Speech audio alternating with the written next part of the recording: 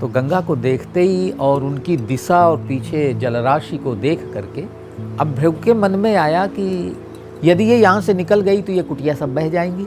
ये जो छोटे छोटे विद्यार्थी, किसी की आधी शिक्षा, किसी की पूरी शिक्षा हो रही है, किसी का प्रारंभ हो रहा है, इन सब की शिक्षाएं अधूरी हो जाएंगी। तो दोनों मन में विचार किया और विद्यार्थियों के लगाओ बस उन्होंने कहा गंगा से कि आप ऐसे हो जाओ, आश्रम बचा दो, संकेत कर दिया। बहुत विचार करके और उन्होंने विद्या को श्रेष्ठ माना और वो कहते हैं यहाँ उत्तरायण हो गई। फतेहपुर का जो आध्यात्मिक और जो ऐतिहासिक महत्व है वो अलग है। ये गंगा और यमुना के बीच का क्षेत्र है, दोआबा। एक तरफ गंगा, एक तरफ यमुना, बीच का जो क्षेत्र है इसे दोआबा के नाम से भी जाना जाता है फतेहपुर को। जनपद में करीब 210 करोड़ रुपए की लागत से मेडिकल कॉलेज बन रहा है, जिसमें पिछले वर्ष से ही लगातार जो वहाँ पे आईपीडी की सुविधाएं हैं, ओपीडी के साथ आईपीडी की भी सुविधाएं दी जा रही है। अन्य जो सुविधा हैं उसको भी हम ट्राई कर रहे हैं कि जल्द से जल्द दे सके। ये बिंदकी तहसील बहुत ही धार्मिक, पौराणिक और ऐतिहासिक जगह है। आज़ादी के एक आंदोलन में इस क्षेत्र का बहुत बड़ा योगदान है। ये जहाँ पे आप हैं, ये शहीद स्मारक बावनी इमली है। 1857 की जब क्रांति हुई थी तो यहाँ भी एक बड़ी क्रांति हुई थी, जिसमें 1858 में ठाकुर जोधा सिंह अटैया और उनके 51 क्रांतिकारियों को दी गई थी। इस जगह का इतिहास ये है कि उनका जन्म 18 दिसंबर 1922 को जन्म दिवस है और 28 अप्रैल को यहाँ उन्हें दी गई थी।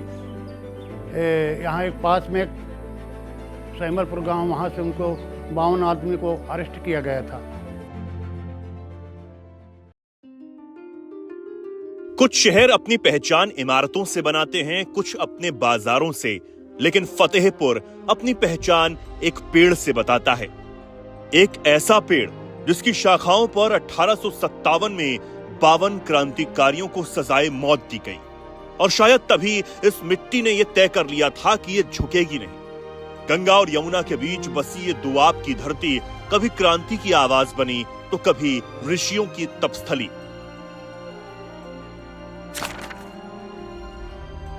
यहाँ इतिहास किताबों में नहीं मिलता, वो घाटों पर बहता है, सड़कों पर दौड़ता है, खेतों में उगता है और बदलते शहर की धड़कनों में सुनाई भी देता है। फतेहपुर की मिट्टी में आज भी आजादी की गूंज सुनाई देती है।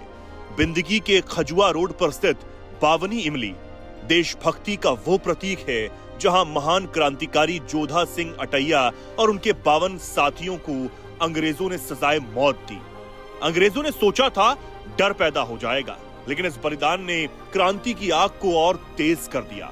आज भी ये बूढ़ा इमली का पेड़ हर आने जाने वाले को याद दिलाता है कि आजादी की कीमत क्या होती है। ये वो जमीन है जहां आजादी की कीमत खून से चुकाई गई। ये बिंदगी की वो धरती है जो 28 अप्रैल 1858 में अंग्रेजों के किए गए अत्याचार की गवाही देती है। और ये वो इमली का पेड़ है जो आज भी खड़ा है, जिसकी शाखाएं उस दर्द को महसूस करा रही हैं जब ठाकुर जोधा सिंह अटैया समेत 52 क्रांतिकारियों ने अपना सर्वोच्च बलिदान दिया। आज़ादी के एक आंदोलन में इस क्षेत्र का बहुत बड़ा योगदान है। ये जहाँ पे आप हैं, ये शहीद स्मारक बावनी इमली है। 1857 की जब क्रांति हुई थी तो यहाँ भी एक बड़ी क्रांति हुई थी, जिसमें 1858 में ठाकुर जोधा सिंह अटैया और उनके 51 क्रांतिकारियों को दी गई थी। तो ये पूरा एरिया जो है, ये पूरा क्रांतिकारियों का एक बड़ा गढ़ रहा है। और यहाँ ये आपका खजुआ हो गया, खजुआ से पूरा ये पधारा, ये पूरा क्रांतिकारियों का क्षेत्र था और यहाँ पे बहुत लोग ठहरते थे, आते थे और यहाँ तमाम योजनाएं बनती थी युद्ध की। और ये गुरिल्ला युद्ध का एक बड़ा वो था, यहाँ पे लोगों ने गुरिल्ला वार लड़ा अंग्रेज़ों से और कई बड़ी बड़ी घटनाएं।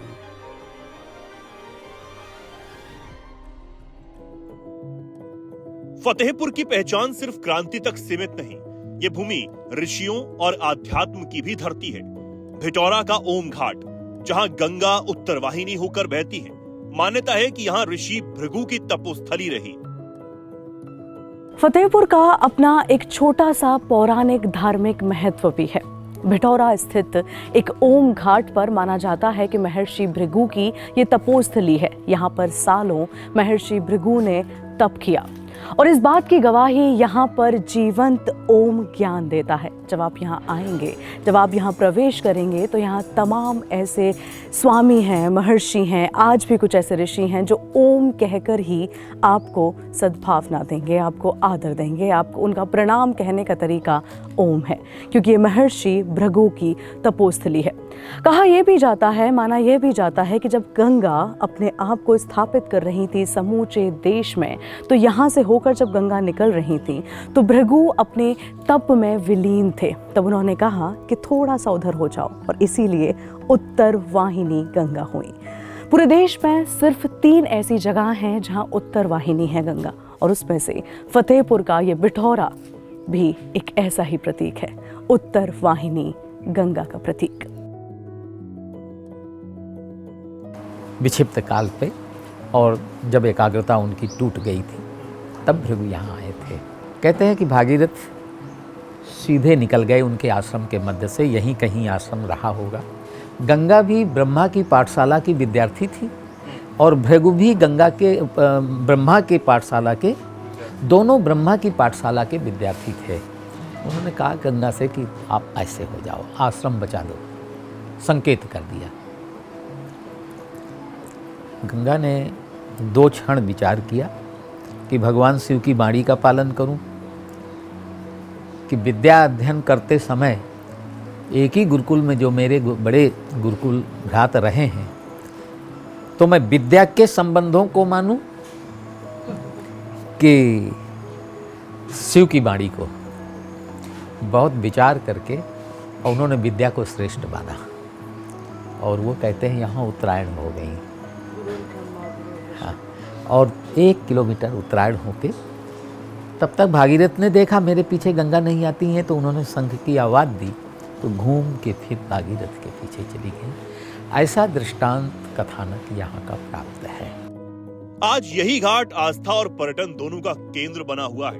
सुबह की आरती, गंगा की लहरें और मंत्रों की गूंज, यहाँ समय कुछ देर के लिए ठहर जाता है।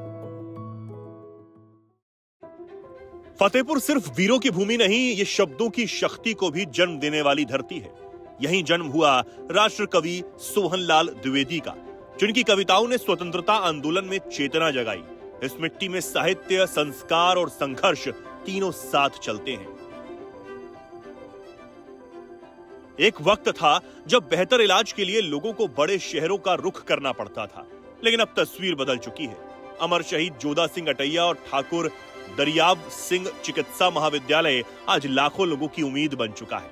300 बेड का अस्पताल, आधुनिक सुविधाएं, MBBS और PG की पढ़ाई। फतेहपुर अब स्वास्थ्य सेवाओं में आत्मनिर्भरता की ओर बढ़ रहा है। उन्हीं आयामों में से एक आयाम है चिकित्सा का आयाम, स्वास्थ्य का आयाम, जिसकी तर्ज पर समृद्धि की तरफ ये जिला आगे बढ़ रहा है। कानपुर और प्रयागराज हाईवे के बीच में स्थित ये महाविद्यालय, जिसका नाम है अमर शहीद जोधा सिंह अटैया और ठाकुर दरियाव सिंह चिकित्सा महाविद्यालय, जहां 300 बेडेड का सुपर स्पेशलिटी हॉस्पिटल है। यहां तमाम ऐसे डिपार्टमेंट्स हैं जो किसी भी जनपद के लिए चाहिए होते हैं।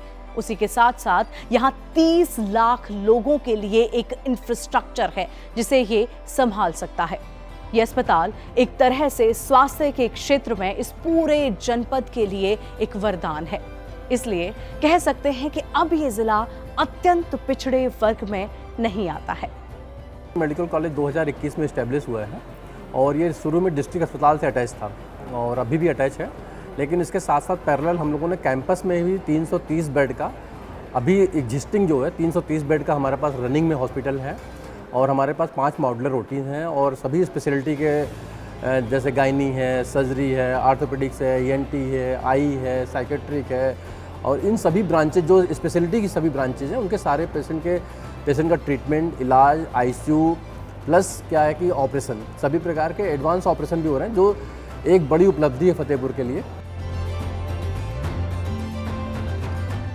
किसी भी जिले का भविष्य उसकी कनेक्टिविटी ही तय करती और फतेहपुर अब तेजी से जुड़ रहा है। गंगा पर बने नौबस्ता और भिटौरा पुल, यमुना का किशनपुर दादो पुल, इन पुलों ने न सिर्फ दूरी कम की है बल्कि व्यापार, रोजगार और संभावनाओं को भी जोड़ने का काम किया है। चौड़ी होती सड़कें और तेज होती रफ्तार, फतेहपुर अब विकास की नई दिशा में तेजी से बढ़ रहा है।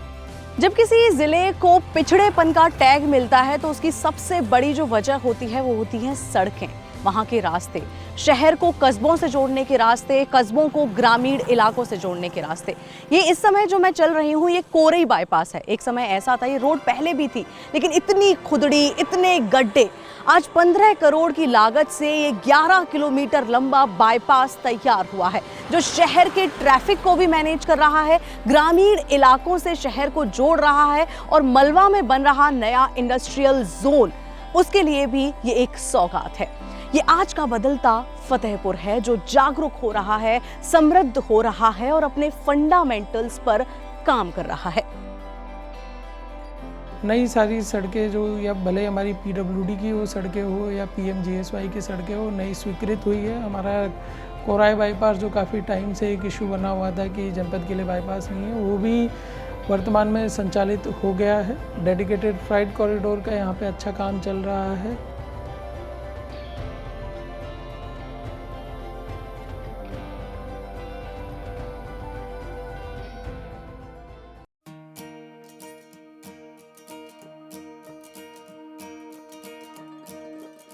फतेहपुर की मिट्टी हमेशा से खेती के लिए उपजाऊ रही है, लेकिन अब यहाँ खेती भी आधुनिक हो रही है। हाईटेक नर्सरियों में तैयार हो रहे हैं रोग मुक्त और बेहतर गुणवत्ता वाले पौधे। मिर्च, टमाटर, बैंगन, शिमला मिर्च, अब किसानों को दूसरे जिलों पर निर्भर रहना नहीं पड़ता। कम लागत, बेहतर उत्पादन और बढ़ती आय तकनीक से भी जुड़ रही है।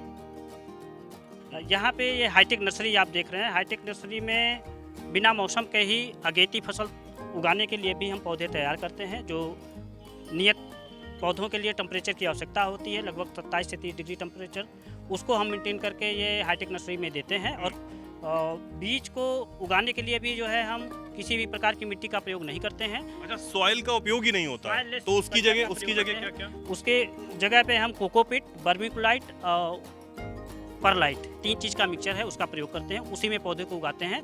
तो इससे जो है सॉइल बॉर्न डिजीज जो है, मिट्टी के द्वारा जनित जो भी बीमारियां हैं, चाहे वो फंगस जनित हो या विषाणु हो, कुछ भी है, वो नहीं पहुंचते हैं। तो ये वो जगह जहां पर किसानों के लिए उस तरीके का माहौल बनाकर दिखाया जाता है जिस तरीके का खेत में माहौल होता है। आप मेरे आसपास देख सकते हैं, ये टमाटर की खेती यहाँ पर की गई है और किसानों को यहाँ पर लाकर ये दिखाया जाता है कि किस तरीके से जब आप पौधे को लेके जाएंगे और अपने खेत तक पहुँचाएंगे तो आपको किस तरीके से उस पौधे को बढ़ा करना है ताकि जो उसमें से फल है वो आसानी से निकल सके। सुनील जी, ये बताइए किस तरीके का माहौल यहाँ पर बना हुआ है? हालांकि टमाटर मुझे दिख रहा है। ये टमाटर है, ये नेट हाउस इसको बोलते हैं। अच्छा। नेट हाउस एक संरक्षित खेती के अंतर्गत आता है। इसके अंतर्गत भी उद्यान विभाग द्वारा 50% की सब्सिडी किसानों को दी जाती है अगर इस तरह का स्ट्रक्चर वो बनाता है।